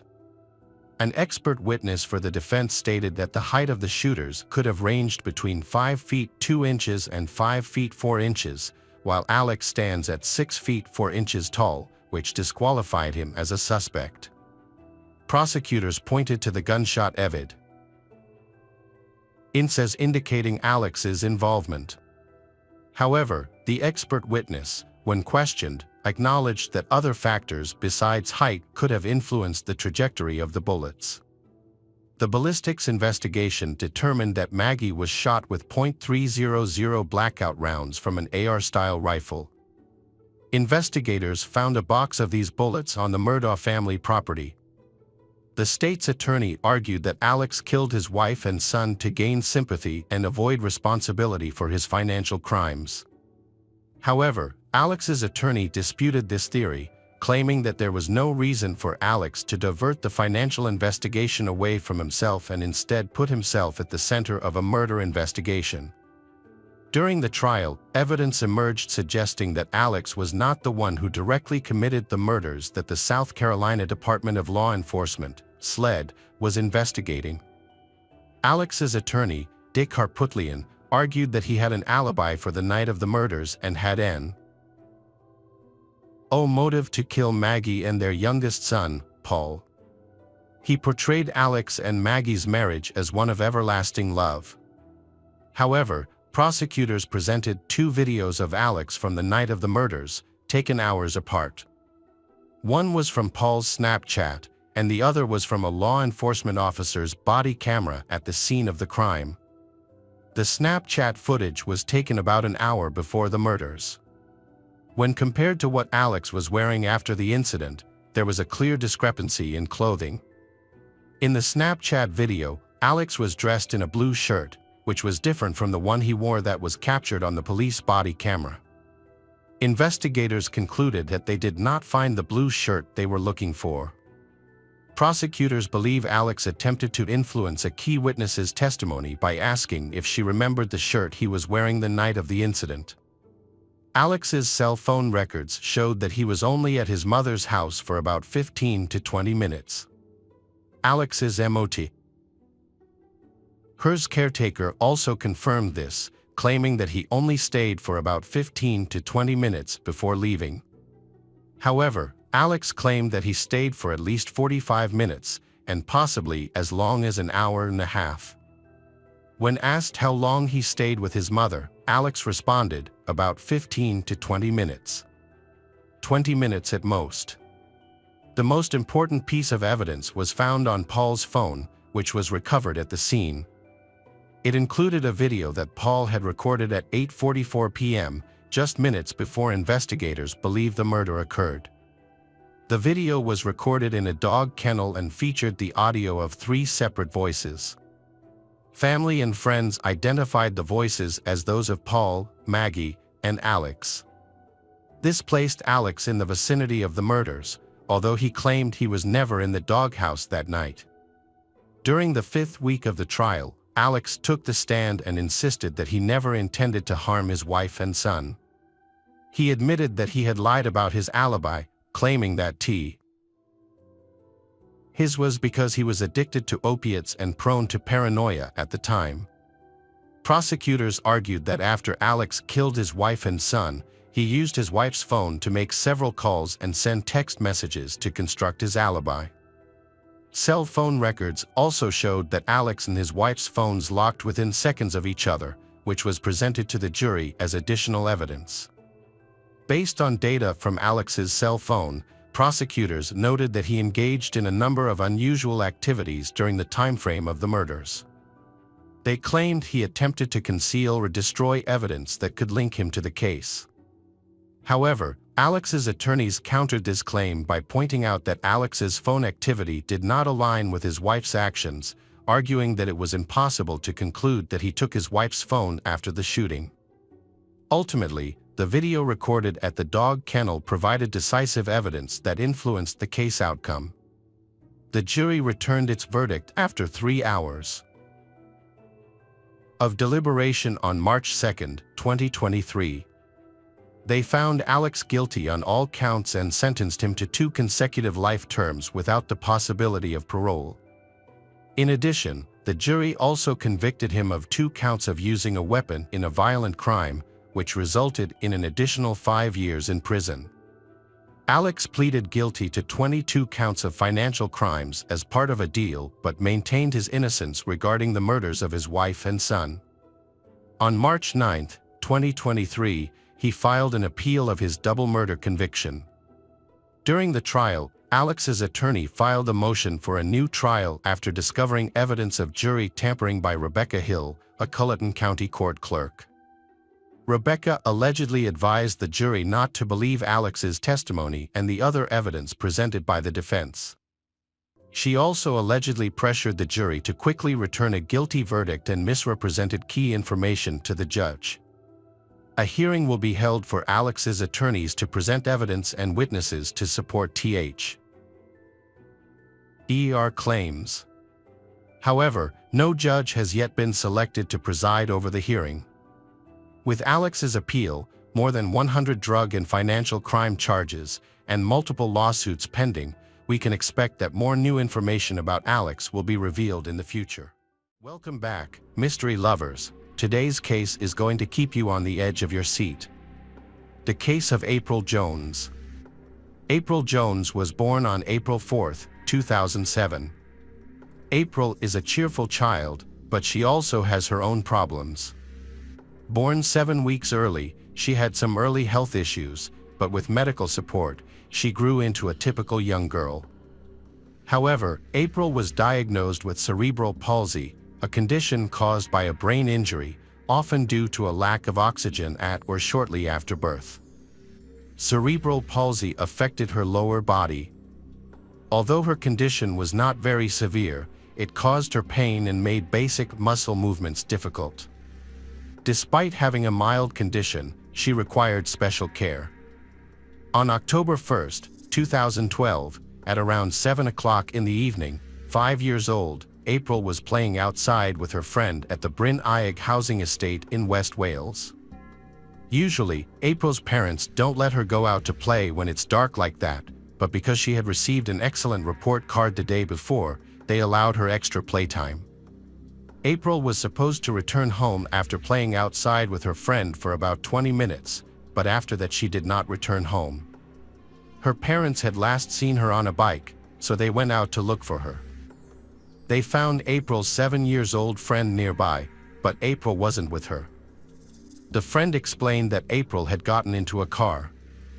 Fortunately, she could describe the man who took April. He was wearing a green jacket, had blue or green eyes, brown hair, and a beard. Despite being young, the friend provided a crucial detail. She saw April get into the car on the driver's side. In the UK, the steering wheel is on the right side, which suggests the man was driving a left-hand drive car. Despite it being nighttime, but the police responded swiftly. The first officers reached the scene, the 999 call. While search teams were being assembled, authorities interviewed people who knew April to determine if anything unusual had occurred that day or in the days before her disappearance. April's family couldn't think of anything that could help the police. April had gone to her swimming class earlier that day, and after returning home, she was allowed to play outside with her friends. It had only been a short while since April went out, but it was getting late in the autumn, so it would get dark soon, making it very difficult to find her. News of April's disappearance spread quickly throughout the neighborhood, through word of mouth and social networks. Within hours, locals left their homes to help search her. Although their intentions were good, this outpouring of support hindered the police investigation. The police were grateful for everyone's enthusiasm, but they still needed to conduct door-to-door inquiries to see if anyone had seen April or seen the person who might have taken her. The problem was that very few people were at home because most had gone out to assist with the search. The story of April's disappearance quickly drew national attention. Television crews and reporters from all over the country flocked to the small town to cover the incident. At 10:30, the police provided a status update to the public and media, voicing concern as they still hadn't found any leads related to April. They appealed to anyone with information to come forward right away. On the evening of October 1st, authorities released more details about April's disappearance. At the time she went missing, April was wearing her school polo shirt and a purple coat.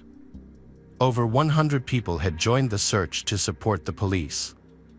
The local community played a crucial role in the search, as their knowledge of the area invaluable. In addition to locals, a large number of volunteers from England traveled to Wales to assist, and several people from South Wales also joined the search. The search was difficult due to the town's surroundings, which included mountains, waterfalls, gorges, dense forests, and uneven terrain, all of which were exacerbated by the cold, rainy, and overcast autumn evening. The police divided the volunteers into multiple search teams, which then combed through a vast area of about 60 square kilometers. After 8 hours of searching the difficult Welsh terrain, by 3:30 a.m., the volunteers had thoroughly covered the area. Although the situation was desperate, there was a poignant beauty in the fact that many people were willing to give their time to help find little April. This outpouring of support must have brought some comfort to her family, who waited anxiously by the phone for news. However, the police had prohibited the family from joining the search, fear that they might encounter terrible things about their daughter. On October 2, 2012, April was still missing despite extensive nighttime searches. In response, the police in Wales issued a child rescue notice, a nationwide alert that disseminated April's description and that of her abductor to all UK police agencies. This was the first time the child rescue alarm had been sounded nationwide. 14 hours after April's disappearance, the media began pressuring the police to release every detail of their investigation. The police faced criticism for their handling of the case. But it can be argued that this was unfair. They had responded swiftly, organizing search parties and searching for April throughout the night, doing everything possible given the challenging weather. Detective Superintendent Andy John led the investigation, keeping the public and media informed with regular updates. To aid the search, he established roadblocks where officers stopped and inspected every vehicle.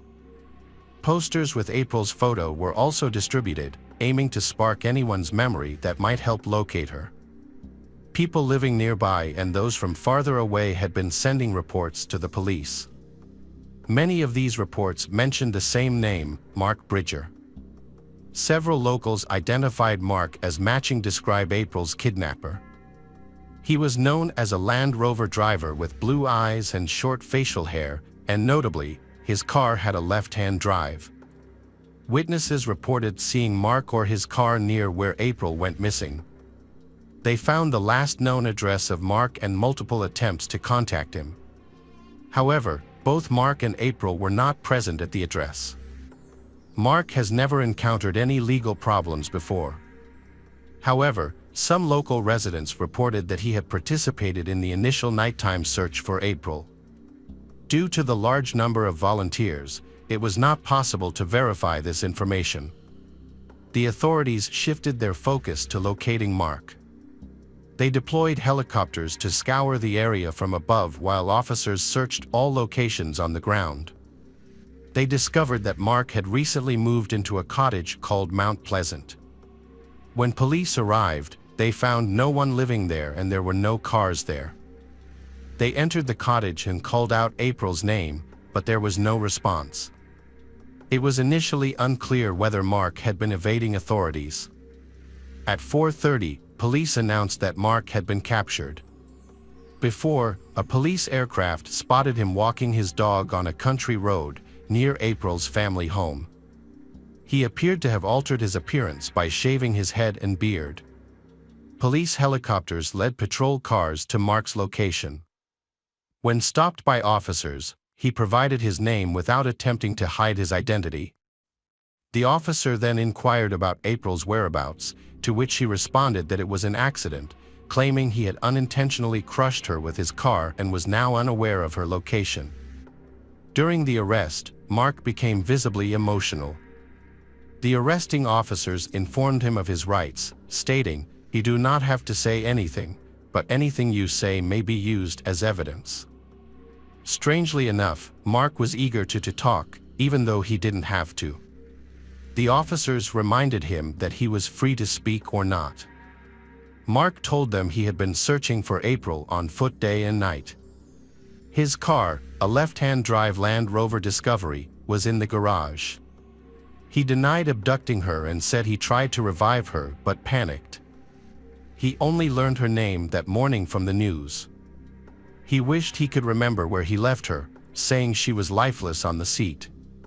He apologized to April's family. Meanwhile, in April's hometown, a large-scale search operation was underway. Police, canine teams, volunteers, and mountain rescuers scoured the Welsh countryside, but couldn't find her. Volunteers numbering in the hundreds from all over the country worked relentlessly, usually only sleep for a few hours, then continue searching. The police received over 600 offers of help, with many suggesting areas to search. Thanks to local expertise, over 20 areas were thoroughly checked. At this stage, detectives had Mark Bridger in custody and were interrogating him. Mark immediately began discussing the incidents of that day. He stated that he had no knowledge of April's whereabouts and described his activities, which included attending a parent-teacher conference at his daughter's school and then parking near his girlfriend's house, also which is close to April's parents' house. Mark admitted to consuming a few drinks and seeing two girls riding their bicycles. He remembered the dark-haired girl riding behind his car, and claimed that when he looked for the other girl, she was nowhere to be seen, but then suddenly her bike appeared. Mark admitted that he had been nearby at the time of the incident and April was hit by his car while she was riding her bike. He claimed he was drunk at the time. He stated that he didn't intend to harm April, but knew he had made a mistake. He said he took her into his car to rush her to the hospital. Mark described April's condition, said her face had turned pale, and her lips were purple. He acknowledged that his actions led to her death and mentioned that he knew her parents. However, after this admission, Mark's memory became unclear. Despite initially being open about his involvement, but he couldn't recall what he did with April's body after she died. Even though the police tried to interrogate Mark many times, but they were hindered when he suddenly claimed to have amnesia. He repeatedly stated that he was in his house, couldn't find April and wouldn't have abandoned her. Initially, Mark was cooperative and honest with the police, but they began to doubt his sincerity when he claimed memory loss at the exact moment April went missing and suspected that he might be withholding information. The police decided to tread carefully, they aware that using an aggressive tone during questioning might lead Mark to refuse further cooperation. The police obtained a statement from April's 7-year-old friend, claiming that April voluntarily got into Mark's car, appeared happy, and was smiling. It is unlikely that someone would deceive a child in this way without reason or motive. However, the police also had a witness who contradicted this account. The witness reported that April entered the Land Rover through the driver's door, which is actually the left-hand side door in the UK. This contradicts Mark's story, suggesting that his testimony may be fabricated. When confronted with this new information, Mark became uncomfortable. Despite this, he maintained his original story and showed no signs of wavering under various lines of questioning. Detectives employed a novel approach by consulting Dr. Joe Sullivan, a renowned expert in criminal body language and behavior. Dr. Sullivan's involvement went beyond analyzing Mark's interviews. He also visited his home to gather information for a psychological profile. What he found was astounding. Mark's home contained an assortment of disturbing items, including knives, handcuffs, and a shotgun, some of which were concealed, while others were openly displayed. Furthermore, he worked at a slaughterhouse. According to Dr. Sullivan's assessment, Mark was a fantasist who identified himself with fictional characters like Rambo, indicating a disconnection from reality. Despite Dr. Sullivan's advice, the police took a paternalistic approach with Mark. However, he stuck to his story. The police then relied on forensic specialists to thoroughly search his house for evidence. The search team found small specks of blood in the restroom, but at that point, it was unclear whose blood it was. It was possible that the blood came from he cutting himself while shaving. The police sent the samples to the laboratory, but it would take up to 24 hours to get the results. Dr. Sullivan warned the police that Mark was unlikely to feel empathy or guilt about his actions. Although he might try to pretend otherwise, but Dr. Sullivan believed that he lacked these emotions. As a result, Dr. Sullivan advised the police that appealing to his better nature would be pointless, as he didn't have one. The police cannot expect Mark to be remorseful, sympathetic, or confess his guilt. The police took Dr. Sullivan's advice seriously and redetained Mark on suspicion of murder. This sudden turn caught Bridger off guard, and him pale. Furthermore, explicit child photos were discovered on his laptop, leading to his second arrest for possessing offensive images of children. As the investigation intensified, Mark suspected the police had more information than they were letting on. Meanwhile, April's parents were informed on Thursday, 3 days after her disappearance, that the police had shifted their focus from finding her alive to investigating a murder case. They had to break the devastating news to their children that they had lost a sister. Receiving news that their daughter was presumed dead, but her body hasn't been found yet, was a difficult pill to swallow. The police kept this information from Mark, but they also advised the volunteers who had been tirelessly searching for April to stand down and let the experts handle the situation. However, this suggestion was met with resistance from the hundreds of volunteers, many of whom were in tears as they left the site. On Friday, 4 days after April vanished, police search teams continued their search for clues. There was no evidence that Mark killed April, according to forensic experts. A thorough examination of his Land Rover revealed no marks, no blood, no hair, and no skin. This was despite Mark's claim that there should have been signs of April's injuries, such as scratches on the bumper or blood or hair inside the car. He tried to explain by saying he didn't see any blood on April after his car hit her. Although April was run over, she didn't appear to have any open wounds. However, Mark's story was about to be exposed as a fabrication. On Friday night at 6:15 p.m., the lab contacted the detectives, the results of the DNA comparison between April's toothbrush and the blood spatters found in Mark's restroom. They matched. Additionally, DNA evidence was found on his fleece collar and jogging bottoms. After gathering enough evidence, the police charged April. They found photos on his laptop, which they showed him during questioning. The photos depicted minors being sexualized, exploited, and manipulated. However, Mark denied any wrongdoing, claiming he didn't enjoy things, despite being shown the images and asked to describe them. The photos were disturbing and something no reasonable person would have. Mark also denied searching for explicit websites for personal gratification, even when confronted with his internet search history. After 3.5 days in custody, the police's 96-hour questioning period was almost over. They made one last attempt to get Mark to tell the truth. The decision to press charges now rested with the Crown Prosecution Service. The police questioned Mark about April's whereabouts and whether he intended to murder her. They pointed out that no blood was found on the bathroom walls at his house, yet a full DNA profile of April was discovered. Mark claimed that if he had blood on his hands and didn't dry them, he might have accidentally flicked blood onto the walls.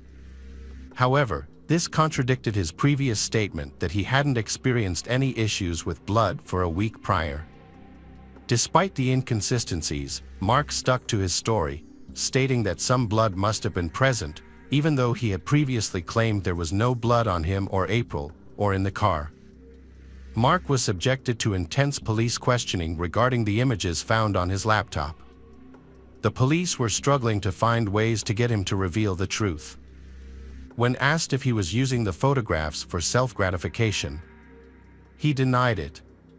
However, he did suggest that a buildup of sexual frustration might have contributed to his actions on the morning in question. Mark's composure eventually began to crack under the pressure of questioning. He became agitated, raised his voice, and started using profanity.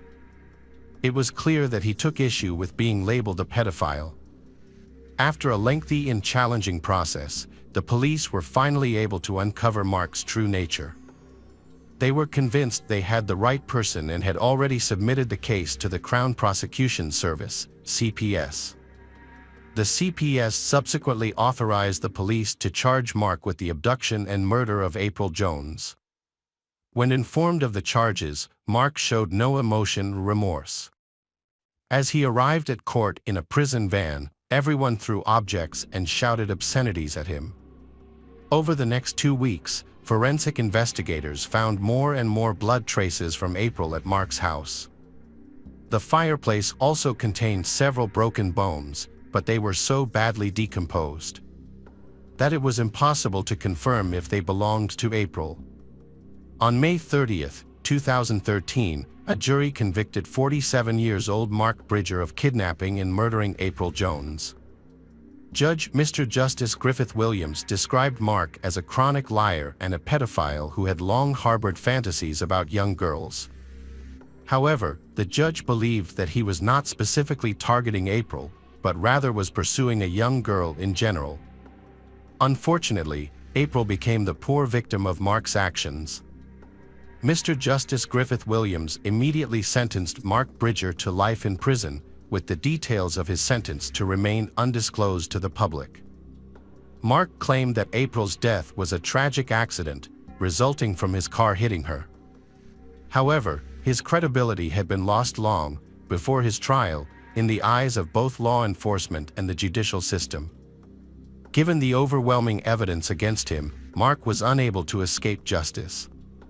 April was a young girl who was playing outside with her friend, then she was targeted by an individual with a twisted mind. April's family was relieved that Mark would spend the rest of his life in prison, unable to harm any more children, despite their overwhelming grief. However, April's remains were never found after the trial. While 17 bone fragments were discovered in Mark's house, but it was impossible to point out that they belonged to April. April's passing has left an unfillable void in the hearts of her loved ones. It is hoped that her family and friends can find some way to rebuild their lives. A funeral service for April was held in her hometown on April 26, 2013. May April Jones rest in peace. Hey detectives! Welcome back. We've got another mysterious case to explore. The case of Lisa Holm. Lisa Holm was born on February 7, 1998 in a small town in Sweden. It is a peaceful place where she lives with her parents and older sister. Lisa is a kind, positive, and determined person. Even before finishing her studies, she decided that she wanted to go to Australia to study architecture. Lisa has also had a lot of experience traveling with her family, visiting many other countries. In the summer of 2015, when Lisa turned 17, she finally found her first job at a cafe about a 40-minute drive from home. During the first few weeks, her parents still drove her to work. However, not long after, her father decided to buy her a scooter so that she could get around on her own. Lisa had this type of driver's license before she turned 18, which is the age required to apply for a car driver's license. She was very happy to receive this gift because it was an opportunity for her to go to work by herself without having to rely on others. However, in the first few weeks, her father still accompanied her by car because Lisa lacked experience driving on the road. She only worked on weekends, and her father accompanied her every morning and evening. This habit continued until June 7th, when he finally allowed her to drive herself to the cafe. Around lunchtime, her parents decided to visit her at work and have lunch together. That day, the cafe was quite crowded, so Lisa was very busy with work. She took a short break to have lunch with her parents, then they returned home. At 6:23 p.m., Lisa sent a text message to her father saying that she was coming home. Just 3 minutes later, her father received a call from Lisa, but no one answered. He heard some voices in the background and thought that Lisa had accidentally called his number while talking to her colleague. He also heard the sound of a car door closing. He called Lisa's name several times, but no one answered. Then, he ended the call and started waiting for her to come home. However, she did not appear. After an hour, Lisa's parents began to worry. They thought something might have happened to her on the way since she should have arrived by now. This was the first time she had ridden a scooter alone, and her father was very concerned about her safety. He tried calling her several times, but Lisa's phone was turned off. After waiting for a while, her father decided to set off, hoping to meet Lisa on the way because she could have taken the shortest route. Her father was afraid that Lisa might have had an accident, so he drove carefully, paying attention to the road but did not see his daughter.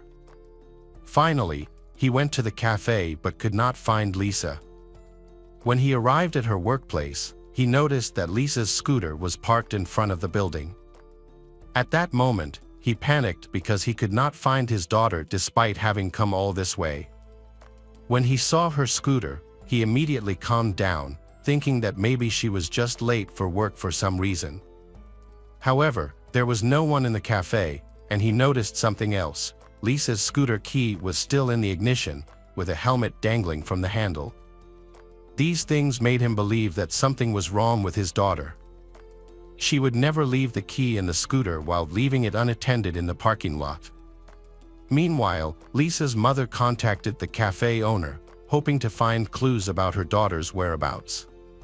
However, the cafe owner claimed that he did not know where Lisa was.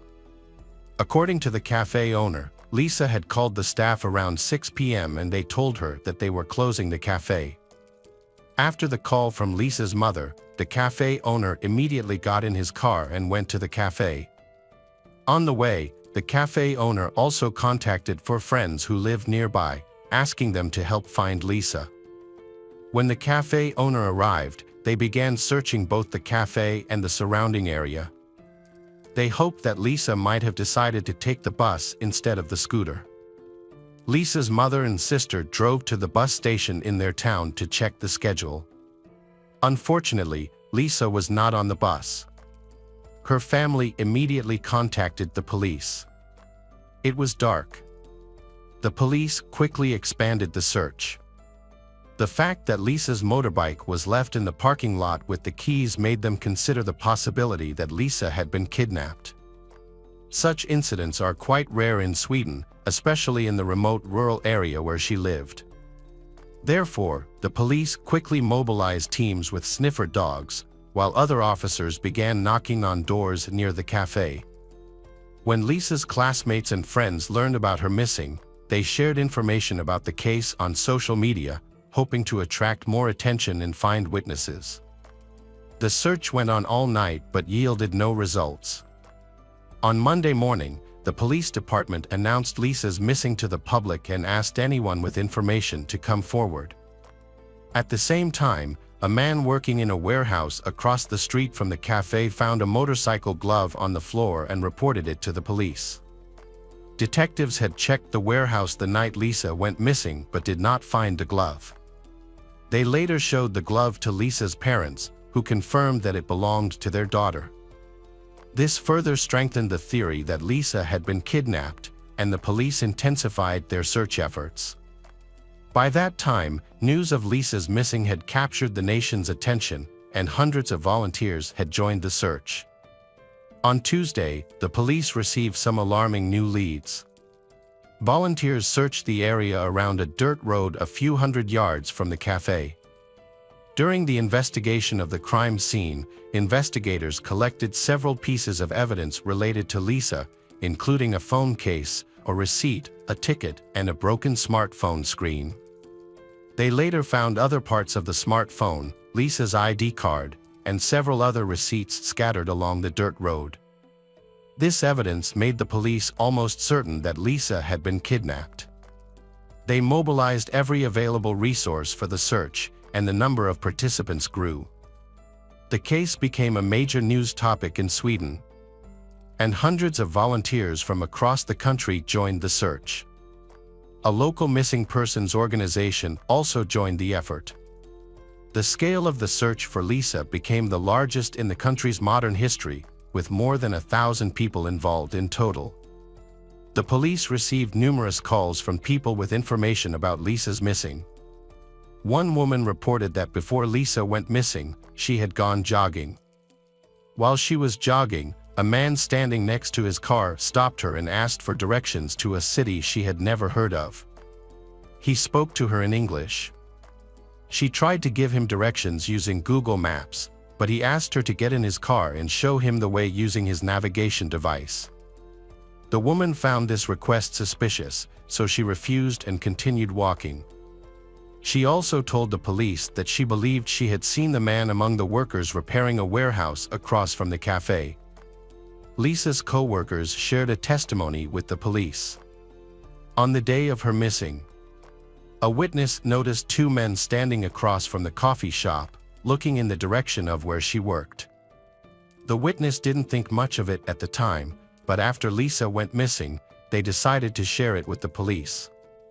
The next day, Wednesday, Lisa's father and some friends searched the dirt road where her belongings had been found the day before.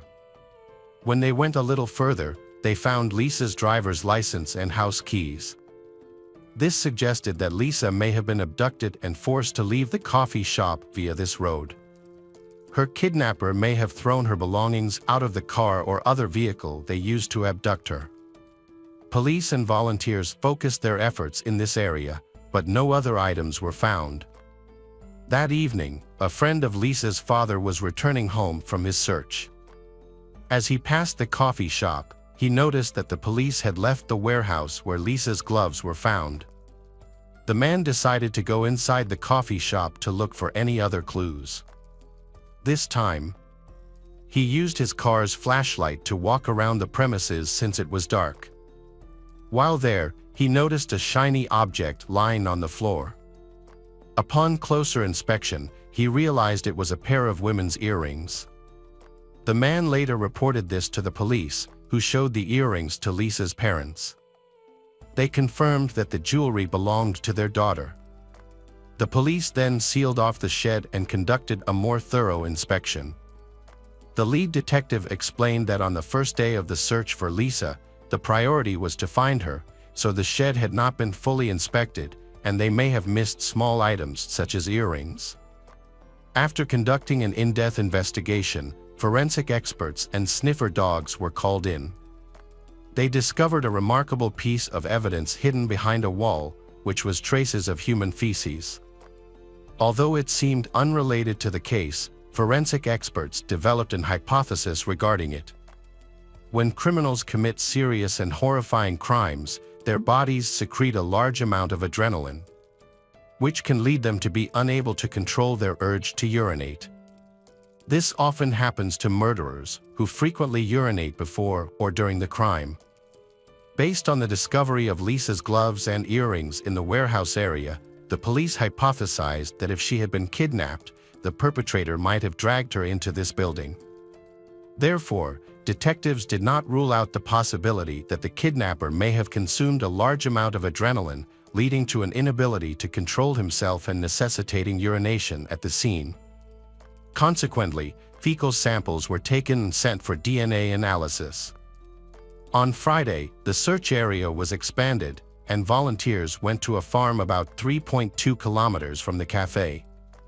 This farm complex consisted of large buildings where many people worked. The search team decided to check the entire area. However, after they arrived, two men appeared at the farm. They spoke no Swedish and only communicated in English. One of them claimed that the police had come to the farm to check on them. But the leader of the search party did not believe him, as he thought he would be notified if it were true. So he decided to continue searching. The two men walked around the farm, observing for a while before driving away. After about an hour, the search team discovered a pile of branches behind the cowshed. Upon closer inspection, they found a motorcycle helmet, jacket, and headphones. Police quickly arrived on the scene and confirmed that these items belonged to Lisa. They then sent forensic experts to the farm to conduct a more thorough investigation. The detectives heard stories about two strange men who tried to stop volunteers from checking the farm. The police also recalled a report about a woman who had encountered a man acting suspiciously while jogging and who spoke English. In fact, they had some idea of his identity from the very beginning of the search. They visited the houses surrounding the cafe. In one of the houses, two Lithuanian brothers lived with the wife of one of them. All three of them spoke no Swedish and communicated only in English. They were the only people within a few miles who did not speak the local language. The police also had other indirect reasons to suspect them. The brothers worked at the warehouse across the street from the cafe and at the farm where Lisa's helmet was found. They were familiar with these locations and the road leading to their house. Since there were no other suspects, the police decided to question all three of them. Forensic experts, along with volunteers, went to the farm to continue the investigation. They noticed an old trailer, surrounded by tall grass, that looked like it hadn't been used in years.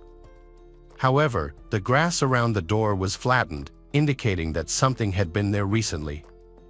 In addition, the grass under the door was also matted down, indicating that the door had not been opened for a long time. When the forensic experts opened the door, they were immediately hit by a strong stench of decay. Inside the trailer were several wardrobes, most of which had previously been used as changing rooms for workers. All but one were locked, leading experts to suspect that Lisa's body might be in one of them. They began opening each one and eventually discovered Lisa's body in an open cupboard, hidden behind a pile of old clothes and rags. Despite the small size of the cupboard, the perpetrator had managed to squeeze the victim inside. Lisa had been tied up with a rope around her neck and duct tape wrapped around her head. Her pants had been pulled down, and her shirt had been pulled up. Medical experts determined that Lisa had died from strangulation, but no signs of sexual assault were found. All of her clothes were turned over to the lab for testing. As news of the discovery of her body spread rapidly across the country, headlines in Sweden focused on Lisa's abduction. When her body was found and the public learned of her brutal murder, the incident shocked the entire nation.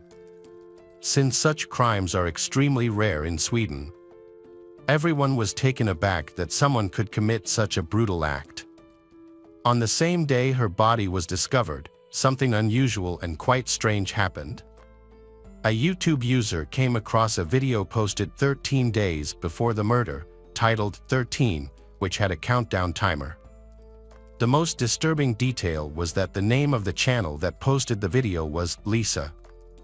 News of this video quickly spread across the media, leaving many people stunned by the coincidence. Some began to speculate that someone had predicted the murder, but the truth was much simpler. Someone had likely changed the channel name and video title after discovering Lisa's body. This could have been to suggest another conspiracy theory or just a cruel joke. The police are trying their best to quickly find the culprit in this murder. When Lisa's body was discovered, investigators brought in the owners of the farm, Narigis Belavicius, his brother and his brother's wife, for questioning. However, all of them denied any involvement in the case. They claimed that at the time of the kidnapping, they were at home together to provide each other with an alibi.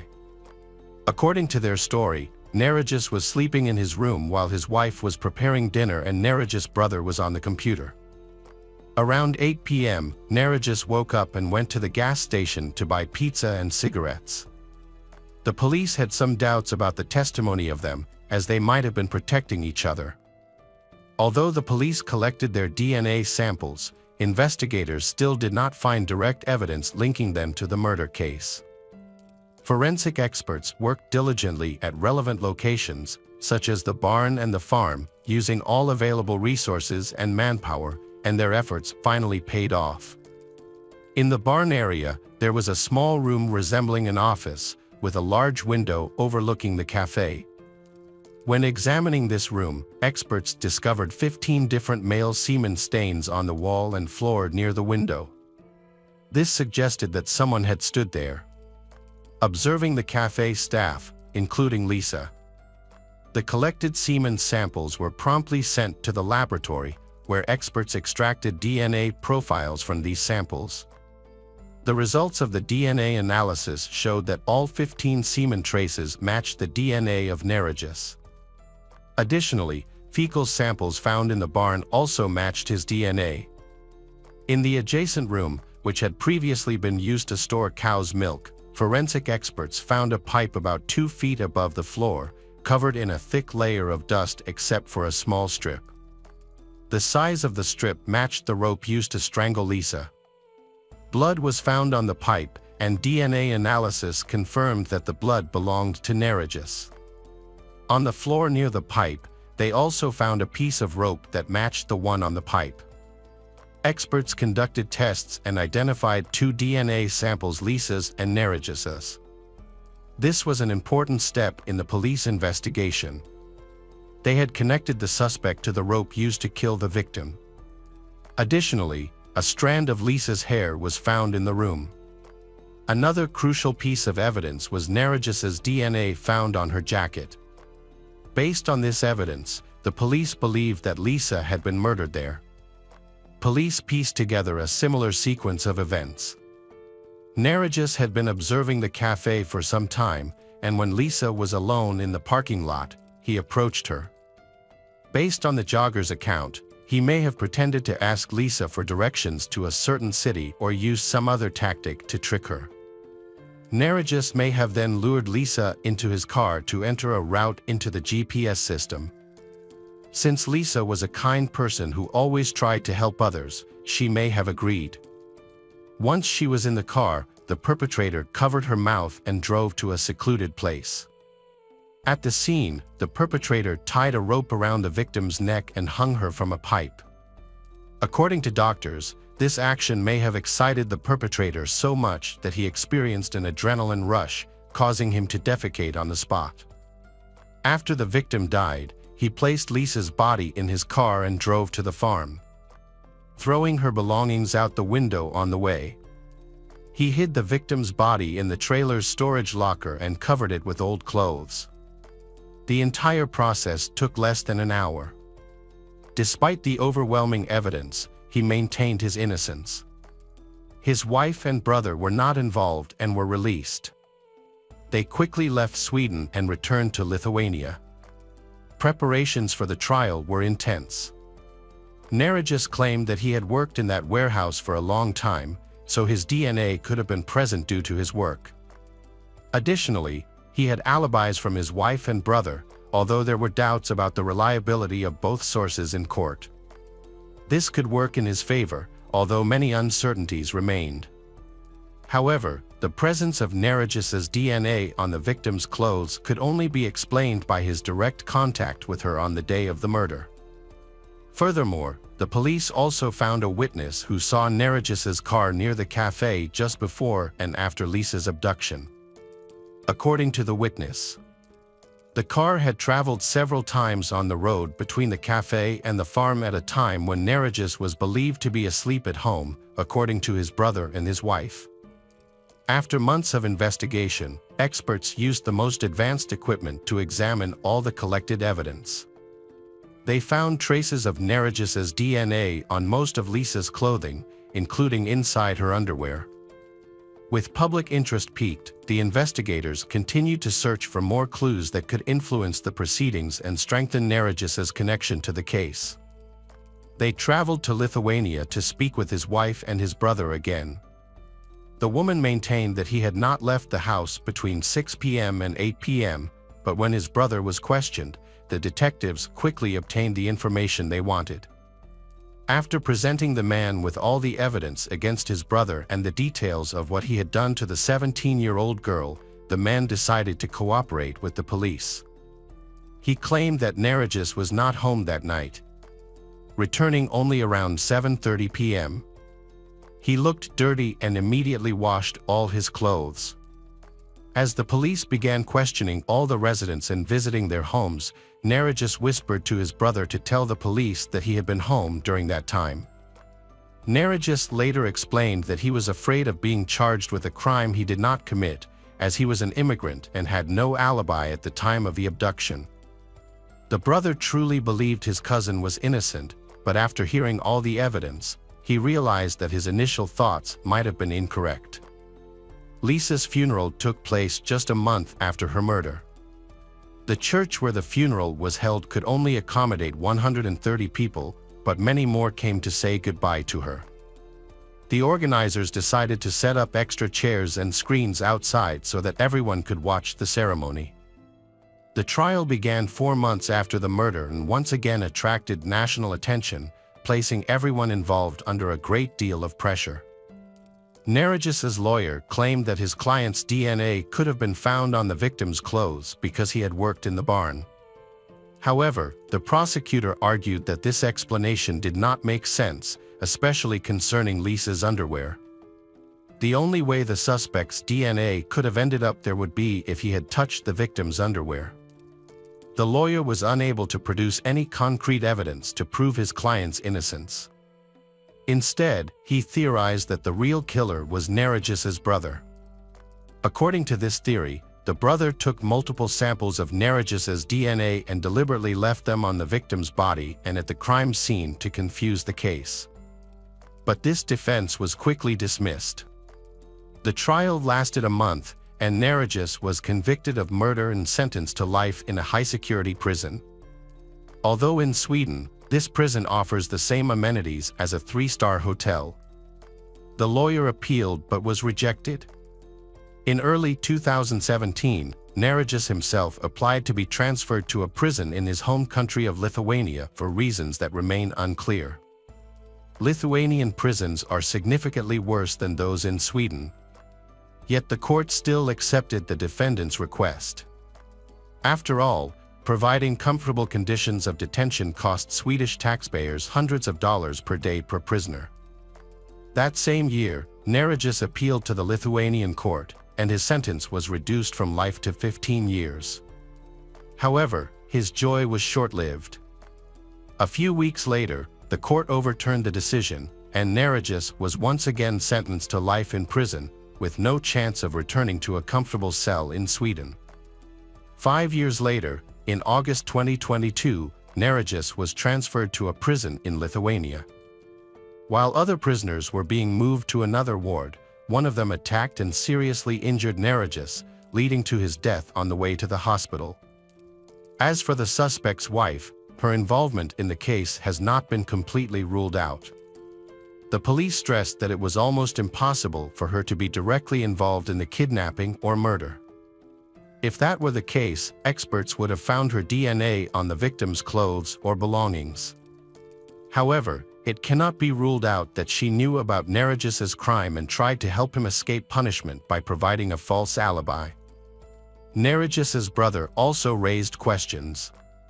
Cafe employees reported seeing two men standing near the barn and watching them.